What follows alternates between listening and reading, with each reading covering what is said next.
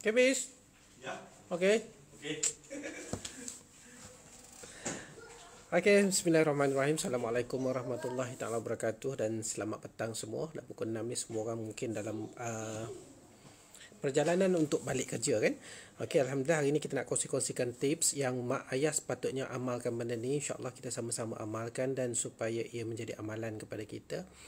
Dan insyaAllah kita sama-sama buat yang terbaik, okay, untuk anak-anak kita. Dan benda ni patut dikongsi dan patut diamalkan. Jadi saya nak tuan-tuan dan puan share-sharekan video ini supaya lebih ramai orang mendapat manfaat daripada tips yang saya nak berikan ini. Okey, saya bukanlah pakar dalam ilmu parenting, tetapi alhamdulillah apa yang saya amalkan ini berkesan untuk keluarga saya. Jadi saya nak sharekan supaya orang lain pun buat benda yang sama. Okey, saya nak sharekan tentang tips yang simple saja. 10 tips saya nak bagi hari ini. 10 tips tentang macam mana kita nak meningkatkan potensi diri anak-anak dan kita nak supaya anak-anak attach dengan kita sampai besar. Okey, macam anak-anak saya alhamdulillah walaupun dah besar, walaupun dah meningkat umur ketingkatan, dia pun masih lagi attach walaupun dengan kebiasaannya anak lebih attach dengan ibu kan.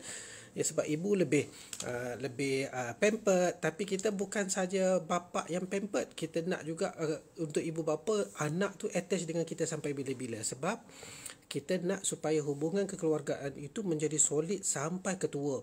Sebab anak-anak ni bila mak bapak dah makin tua, anak-anak pun dah bawa hala tuju masing-masing, dia ada gaya hidup dia tersendiri, hubungan di antara adik-beradik tu akan menjadi semakin renggang.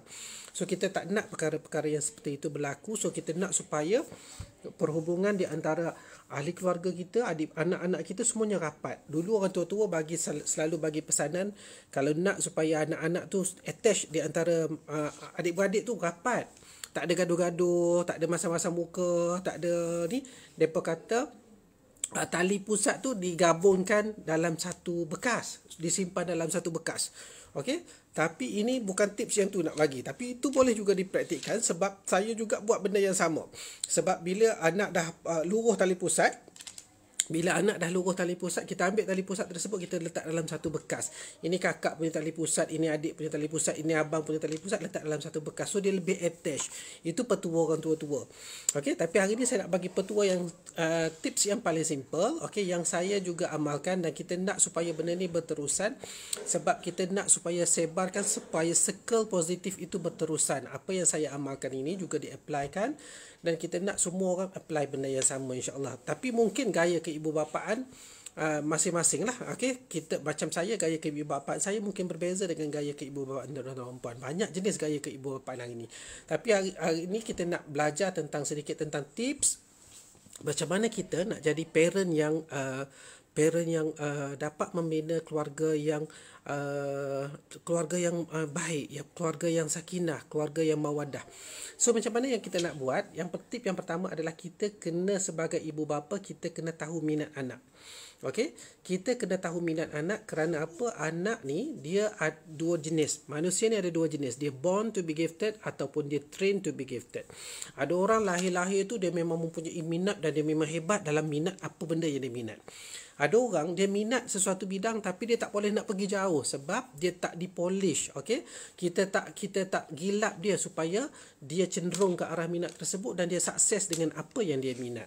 So kita kena ketahui minat anak. Contohnya anak minat dalam bidang bola sepak. So kita kena gilap dia, kita kena asah dia just in case dia bukan born to be gifted. Sebab ada orang born to be gifted, lahir-lahir je pandai main bola sepak, tak perlu coach yang canggih-canggih, just perlu digilap sikit memang terus dahsyat. Tapi ada setengah orang dia minat bola sepak tapi dia tak pandai nak sepak bola pun. So kita kena gilap anak sebab kita kena ketahui minat anak. Bila kita ketahui minat anak, secara tak langsung kita akan jadi ibu bapa yang supportive. Bila kita jadi ibu bapa yang supportive, anak akan sentiasa attach dengan kita sebab kita punya concern tu lebih kepada dia. So kena sokong minat anak-anak. Okey. Tips yang kedua adalah kita kena kongsi pengetahuan dengan anak-anak. Setiap anak dia mempunyai minat yang berbeza. Dalam masa yang sama, anak ni dia bersifat curious. Dia bersifat ingin tahu yang tinggi sebab pada umur 12 tahun sehingga 17 tahun itu adalah umur yang crucial, umur yang sangat-sangat penting untuk supaya kita tahu sebenarnya apa ni, kita sebenarnya kena kongsi pengetahuan yang kita ada pada umur tersebut, umur 12 hingga 17 tahun. Masa tu memang kita kena kongsi pelbagai benda. Okey, kalau boleh kongsi seawal mungkin, kongsi seawal mungkin. Just in case kata nak tahu pasal angkasa raya, so kita kena explore dengan anak-anak tentang angkasa raya. Macam anak-anak saya dia suka kepada dinosaur, so kita explore tentang dinosaur. Macam mana zaman dinosaur, macam mana berlakunya kepupusan pada zaman dinosaur. So dia boleh relate. Patutlah bila dia pergi tengok cerita dinosaur kan, dia tahu, oh sepatutnya dinosaur hapus kerana berlakunya bla bla bla bla bla bla, meteor jatuh ke bumi bla bla bla. So dia boleh elaborate lebih. Sebab bila kita kongsi pengetahuan dengan anak-anak ni, kita secara tak langsung akan menunjukkan minat yang sama dan knowledge itu akan lebih berkembang. Bila knowledge itu lebih berkembang, otak anak kita akan dapat menyerap lebih banyak info.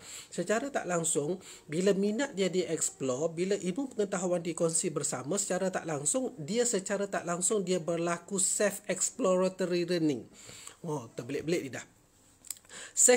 Self-exploratory learning ni dia belajar secara kendiri. Dia belajar secara, dia pergi tanya pakcik Google, dia pergi ke laman website, dia akan tengok, dia akan lebih explore. So dia akan lebih tahu. So kita kena berkongsi minat dengan anak-anak. Yang ketiganya adalah beri peluang pada anak-anak untuk membuat keputusan. Sebab gaya keibubapaan ada 4 jenis. Authoritative, permisif, authoritarian, permisif, tidak terlibat, authoritarian, permisif dan tidak terlibat. 4 jenis gaya keibubapaan. 4 jenis gaya keibubapaan ini akan memberikan impak yang berbeza kepada anak-anak dan mempunyai perangai yang berbeza kepada anak-anak. Kalau mak bapak jenis yang autoritatif, okey, jenis yang menggunakan kuasa veto, maka anak dekat rumah akan pijak semut pun tak mati, tapi bila pergi sekolah, kepala cikgu pun dia langgar. Okey, mak bapak tak akan percaya bila cikgu bagi report anak puan ni, ya Allah Rabbi tak dengar kata. Mak bapak pun akan kata, bukan cikgu, anak saya dekat rumah memang bagus, memang baik. Mak bapak tak akan percaya. Sebab apa? Sebab gaya keibubapaan autoritatif. Kalau permisif pula, dia jenis tak kisah. Tak apalah nak buat apa, tak kisahlah nak buat apa. Ini lagi bahaya sebab dekat rumah pun dia akan jadi macam tak berapa nak elok, dekat sekolah pun dia akan jadi tak berapa nak elok. So 4 gaya keibubapaan ni kalau nak cerita memang panjang lebar. Okey, autoritatif, authoritarian, permisif, tidak terlibat ni memang nak cerita pun satu detail ni memang. Sebab kalau kebiasaannya cikgu-cikgu kaunseling akan tahu, kaunselor akan tahu. Sebab bila kita nak detect kenapa budak ni perangai macam ni, kenapa budak ni memberontak, kenapa budak ni tak makan saman, kenapa budak ni pukul pun tak jalan, okey, getak pun tak kisah, sebab mengikut gaya keibubapaan. Kalau mak bapak ikut gaya keibubapaan yang tak bagus, okey, kalau in case lah yang last kali tu yang tidak terlibat, lagilah dia tak kisah. Anak nak jadi apa ke, anak nak keluar malam ke, anak nak isap rokok ke, dia just tengok je. Itu lagi teruk. Itu lagi dahsyat. Itu gaya keibubapaan yang last ni tidak terlibat. So dia just ignorance. Anak nak jadi apa pun tak kisah. Ini lagi teruk. Sebab sekarang ni, sebab isteri saya cikgu, dia cerita ramai sangat dalam kalangan anak-anak murid dia yang mungkin mak bapak dalam kategori yang keempat ni. Sebab apa? Cakap apa pun tak dengar. Buatlah apa, segah ke ugut nak pergi guru disiplin pun, cakap dekat guru besar pun, dia buat dek je, buat bodoh je. Macam tu juga nak respect guru, langsung tak nak respect.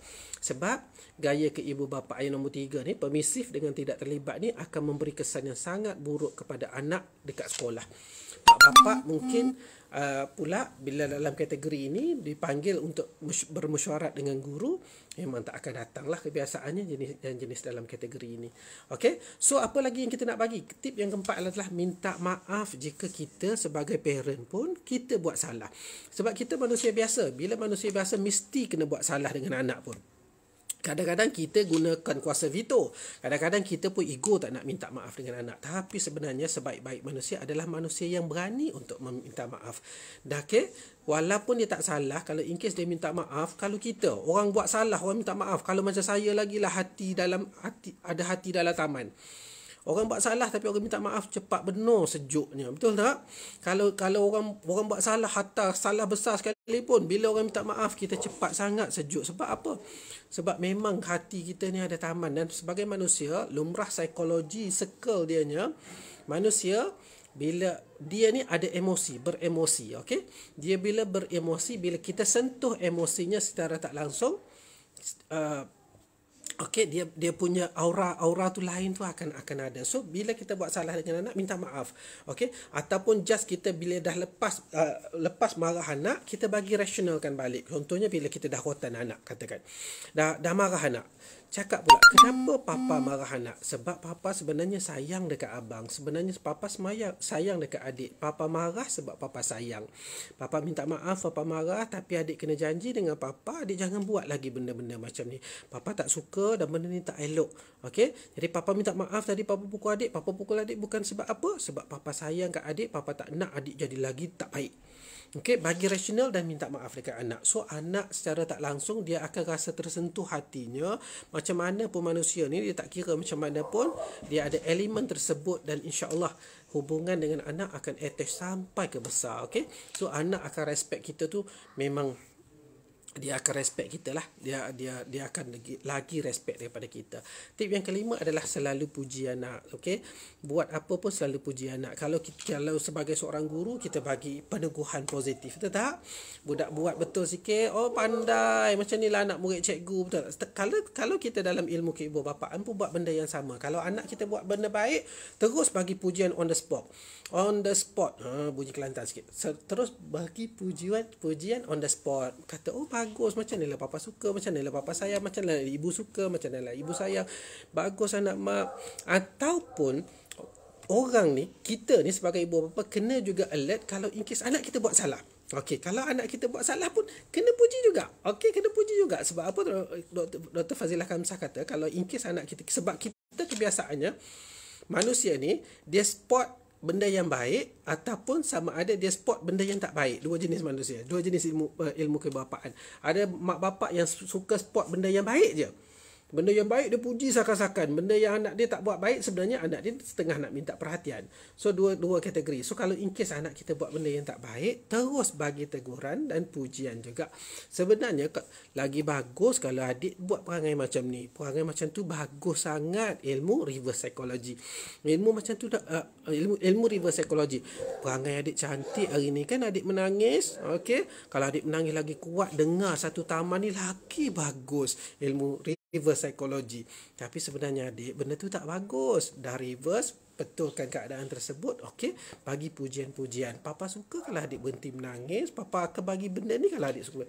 So kita bagi peneguhan-peneguhan seperti itu. So secara tak langsung, anak-anak yang sentiasa dipuji, anak-anak yang sentiasa dibesarkan dalam kata-kata yang positif, self esteem kendiri akan meningkat. Secara tak langsung, bila self esteem kendiri meningkat, anak-anak tersebut akan lebih confident dekat sekolah. Dia akan dilantik sebagai ketua, dialah yang akan dilantik sebagai pengawasnya, dialah akan dilantik ketua kelasnya, dialah yang sentiasa ke depan dekat sekolah. Dia tak ada inferiority complex, tahu, dia tak akan rasa macam dia rendah diri. Okey, dia tak akan rasa macam dia ni terpinggir, ataupun dia tak akan rasa cikgu tak sayang dia tak akan rasa mak bapak tak sayang dia. So keep bagi positif word, puji anak selalu untuk tingkatkan dia punya emosi kendiri, dalaman dia, faktor dalaman dia. Bila kita buat perkara-perkara yang seperti itu, insya-Allah anak-anak kita akan jadi anak-anak yang lebih confident, lebih tinggi sasiahnya, lebih tinggi adabnya. Okey, sebab sekarang ni manusia, apa yang Ustaz ajar baru ni, dia kata benda yang perlu diajar sekarang dalam dunia yang penuh dengan fitnah sekarang ini, dunia fitnah kita sekarang ni, apa yang perlu kita buat adalah ajar tentang adab. Sebab apa sekarang ramai orang yang tidak beradab. So kena ajar tentang adab. Adab yang pertama, sebab adab tersebut akan membentuk akhlak. Okey, ingat adab akan membentuk akhlak. So kena ajar adab. Bila ada anak dah beradab, barulah dia mempunyai akhlak yang bagus. Bagulah anak tu jadi orang yang cemerlang. So kita nak anak-anak kita jadi anak-anak yang cemerlang kan. Tip yang keenam, kita nak balik office dan nak balik rumah dah ni. Tip anak Please, tip yang kena ni tolong sangat, iaitu jangan bagi sesekali kita memberi tekanan kepada anak, pressure kepada anak-anak. Sikit-sikit bagi tekanan ke anak, sikit-sikit. You kena lulus ni, sebab you tak lulus ni nanti you jadi macam ni. Anak tertekan. Okay? Bagi benda-benda yang memberi tekanan ke anak. Anak bila tekanan, saya selalu cakap dalam saya punya live, bila kita tertekan 70%, apa benda yang ada dalam kepala kita akan stuck, akan hilang, akan beku, akan terus masuk dalam simpanan bawah sedar. So dia tak ada nak guna masa tu, dia akan teringat masa lain pula. Okay? Okay, so dia akan teringat masa, so lambat benda tu. So 70% apa yang dia ingat masa tu hilang, tak dapat nak dikeluarkan. Okay, sebab tu baru ni Ustaz ajar, kalau in case kita berada dalam keadaan blur, tak ingat, okay, selawat banyak-banyak. Sebab dah ada dalam beberapa kitab mengatakan bahawa just in case lupa, selawat. Just in case rasa susah, selawat. Okay, so kita selawat selalu. So ingat juga perkara macam tu. Please, jangan sesekali memberi tekanan kepada anak-anak. So elak memberi tekanan kepada anak-anak. Yang ketujuh, always tunjuk kita punya concern, ambil berat tentang anak-anak. Anak sakit sikit pun tunjuk concern. Alah, sakit, kesiannya anak. Tapi tak apa, sakit sikit je yang ni kan. Sebab bila kita concern dengan anak, secara tak langsungnya anak akan rasa dia dihargai, dia disayangi. So please show you punya concern kepada dia, ambil berat tentang anak-anak. Sebab jiwa manusia memang just in case kita sentuh jiwanya, kita ambil berat tentang dia, siapa pun akan cair, betul tak? Okay, so ambil berat tentang anak-anak. Jangan tunjukkan kita ni, kalau in case macam orang tua-tua kata lah, ada orang, saya pernah terdengar orang kata, alah, sakit sikit pun dah nak nangis, betul tak? Jangan, please. Sakit sikit pun pujuk anak, pamper anak. Okay, sebab Nabi dah ajar kita kan, anak pada umur berapa ke berapa kena bagi macam mana, umur berapa ke berapa kena jadi macam mana kan. Itu dalam kelas lain, nanti kita cerita itu lagi detail, macam mana cara Nabi mendidik anak. Okay, untuk umur keberapa kena buat macam mana, kena sayang, betul tak? Umur keberapa kena jadi kawan, umur berapa keberapa kena macam mana kan. Okay, hai assalamualaikum semua, siapa yang dah lihat mungkin boleh share yang ni. Okay, yang ke-8 ni banyak, ramai sangat sekarang ni, kita dah susah nak buat, iaitu tip yang ke-8 adalah makan bersama. Macam saya wajibkan makan bersama family saya untuk dinner. Walaupun saya tak makan ratah-ratah sayur ke, ratah-ratah lauk ke, makan buah ke, minum ke, saya make sure anak-anak saya semua akan ada semeja selepas waktu maghrib. Lepas waktu maghrib adalah kita waktu untuk bersama, sebab saya balik tu dah maghrib. So lepas waktu maghrib saya make sure kita semayang solat sama-sama. Lepas solat kita akan ke meja dapur, kita akan kalau boleh makan sama-sama masa tu. Masa itulah kita nak tanya anak-anak kita. Dan masa tu sebenarnya waktu makan bersama adalah masa yang cukup berkualiti. Gunakan masa ini sebaik mungkin. Sebab mengikut kajian sekarang ni, orang zaman sekarang, terutama sekali orang yang tinggal di bandar-bandar, masa berkualiti dengan anak-anak cuma 7 minit sahaja. Kesian kan? 7 minit sahaja masa berkualiti dengan anak. So kita nak ambil masa makan bersama family tu, masa itulah nak tanya anak-anak macam mana sekolah hari ni, seronok ke tak, apa yang berlaku kat sekolah hari ni.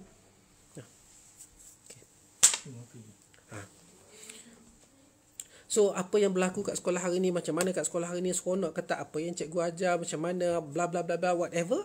Masa itulah adalah masa yang cukup berkualiti. Dan kalau boleh, jangan pula diskriminasi tanya anak ni seorang. Kalau boleh, kalau kita ada 8 anak, 8 kita tanya benda yang sama, walaupun anak tu kecil. Okay? Macam saya, kalau saya tanya anak-anak saya, kalau in case saya terlupa tanya yang kecil sekali kan, anak saya akan tanya, Amin, papa tak tanya Amin. Amin, papa tak tanya Amin. Dia selalu tanya macam tu sebab dia nak dia juga ditanya. Okey, bila dia juga ditanya secara tak langsung, dia pun rasa seronok, dia pun akan rasa dihargai. Walaupun dia kecil, tapi kita dah bina jati diri dia, kita dah bentuk supaya adabnya, kita dah bentuk bahawa semua orang adalah patut disayangi. So benda-benda yang seperti itu. So please make sure ibu-ibu makan bersama anak-anak. Okey, nombor 9. Yang ke-9 adalah kita jangan bandingkan sekalian dengan anak-anak. Anak ni lain tak. Sebab Tuhan lahirkan setiap manusia ni, walaupun rambut sama hitam, hati lain-lain, otak dan pemikiran semua lain-lain. So jangan bandingkan anak-anak. Anak ni pandai, sayang sangat. Anak ni kurang pandai, kurang sayang. Tak. Please jangan bandingkan benda-benda yang seperti itu, sebab orang tak suka dibanding-bandingkan. Kalau kita dibandingkan dengan orang lain pun, kita akan cepat melantah. Kita pun rasa tak seronok. Kita pun rasa tak best kan. So jangan banding-bandingkan anak. Jangan sekali kita cakap, kenapa tak macam kakak, kenapa tak macam abang, kenapa tak boleh jadi baik macam adik? Tak boleh. Please avoid perkataan seperti itu, sebab perkataan seperti itulah yang akan melekat dalam otak bawah sedar dia, dan dia akan recall balik bila dia dah besar. So bila dia dah besar, dia akan recall balik, dia akan jadi dendam dekat kita. So kita tak nak anak dendam dekat kita, betul tak? Okey. Staff sebenarnya nak balik dah. So kita tak nak perkara yang seperti itu berlaku. So nak perkara seperti itu berlaku, kita buat equal saja semua anak. Semua anak perlu disayangi sebab semua anak adalah anugerah yang Tuhan bagi. Okey, kita lah sebagai ibu bapa yang nak mencorakkan anak tersebut untuk menjadi apa. So bagaimana corak pembentukan kita itu, anak adalah cermin diri kita. Macam Prof. Muhaya katakan, kalau anak tu jahat, jangan salahkan anak, tapi salahkan mak ayah. Sebab apa? Sebab sebenarnya anak adalah cerminan mak ayah. Kalau in case anak tu jahat, memang mak ayah tu mesti kena taubat dulu. Mungkin ada silap mak ayah dekat mana-mana. Kalau mungkin sekarang mak ayah baik, tapi anak jahat, mungkin mak bapak pun dulu pernah jahat. So kena taubat dulu. Semayang taubat dulu banyak-banyak baru minta sesuatu. Okey? So jangan sesekali kita banding-bandingkan anak. Sifat manusia secara fitrahnya, secara semula jadinya memang tak suka dibanding-bandingkan dengan orang lain. Okey, tip yang ke-10, yang last kan? Yang ke-10 adalah Ustaz Kazim cakap kalau peluk isteri panjang umur, betul tak? Okey, kalau cium anak sebenarnya secara tak langsung, kalau kita sentiasa peluk anak, sentiasa sayang anak, buat sesuatu yang kata-kata yang positif kepada anak-anak, secara tak langsungnya kita telah memberi nilai positif dan aura positif pada hari tersebut. Sebab itu kalau kita nak mulakan hari, anak nak pergi sekolah, tolong salam, tolong peluk anak. Sebab apa? Secara tak langsung aura positif dan ras yang ada dalam kepala kita, reticular activating system yang ada dalam kepala kita akan sampaikan ras kepada kepala anak, kepada minda anak. Bila ras berlaku dengan baik, elemen positif yang berlaku pada pagi tersebut dengan baik, secara tak langsung benda-benda positif saja yang hadir dalam hidup dia pada hari tersebut. Bila benda-benda positif yang ada pada hari tersebut, kita akan rasa seronok, betul tak? Nak pergi kerja, traffic light semua hijau saja. Sampai ke office, Allah seronoknya. Sampai ke office ada orang belanja makan pula. So dia akan jadi benda-benda yang positif saja sebab kita sampaikan RAS, RAS, Reticular Activating System. Nanti saya akan ajar tentang RAS pula. Reticular Activating. Okey.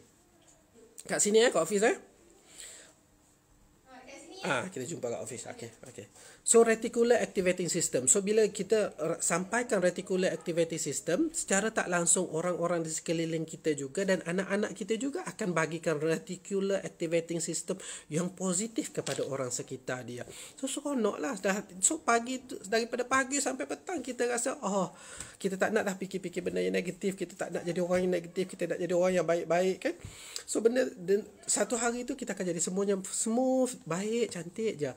Dan alhamdulillah, cuba tuan-tuan praktikkan 10 tips ni, insya-Allah kita akan jadi ibu bapa yang hebat, ibu bapa yang cemerlang. Sebab tuan-tuan puan, tanggungjawab mendidik ni bukan saja sampai daripada bayi sampai dia kahwin, tapi tanggungjawab kita adalah seumur hidup. Okey, sebab ikatan ibu dengan anak, ayah dengan anak, family itu adalah satu ikatan yang sangat holistik.